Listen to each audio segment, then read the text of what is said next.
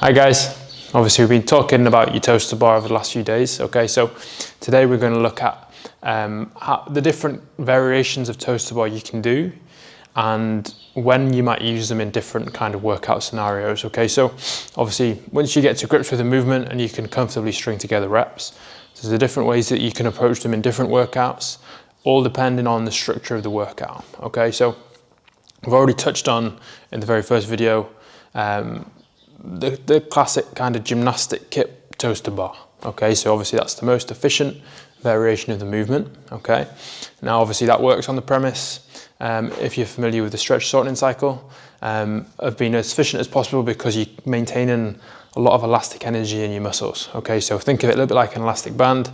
As you kip, you pull the band back, which gives it energy ready to then fire forward and get your toes up to the bar. Okay, that's the same thing or the same kind of principle that you're working on when you do a really kind of tight kip, straight legs, maintaining all the tension through your core, through your lats, through the whole movement. Okay, you're getting that elastic energy rep to rep, which makes it more efficient. Okay, which obviously is great, and we use that when in a couple of different situations. Okay, so let's say you've got a workout that has a particularly high volume of toes to bar, either in one continuous set, so let's say, you know, each round has say 20 toes to bar in, or when the reps might be smaller, but you have to do a lot of rounds. So let's say it's 10 rounds of 7. Okay, so you're going to be doing 7 toes to bar over the course of the workout. So obviously you want to make sure that you're being as efficient as you can. Okay, obviously the benefit, like we say, is it's efficient. Okay, the downside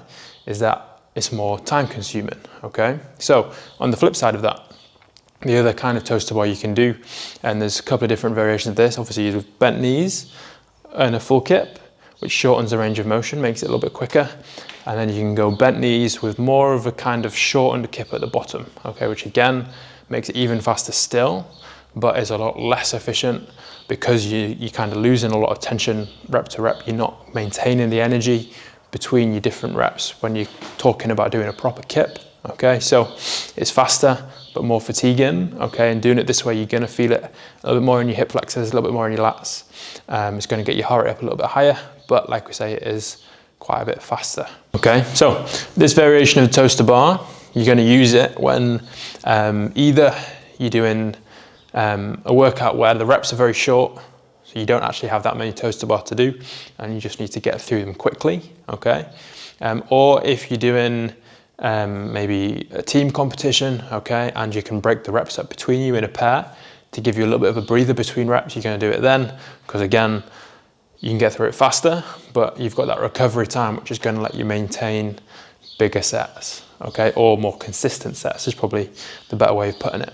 All right, now these two variations, you don't have to be all one or all the other. Okay, you can use them interchangeably. All right, so let's say you're doing a workout, it's 10-minute AMRAP of 7 toes to bar, 7 thrusters, 7 calories on the assault bike. Okay, so it's a lot of rounds, but not that many reps. Okay, so what you may do on the first 2-3 rounds, when you can, you know, you're still getting into your rhythm, is you can go for the faster variation with the bent knees and the small kip, get through the first 3 rounds. Okay, then through that middle third of the workout, then you might go a little bit more efficient, go for a more typical gymnastic kip.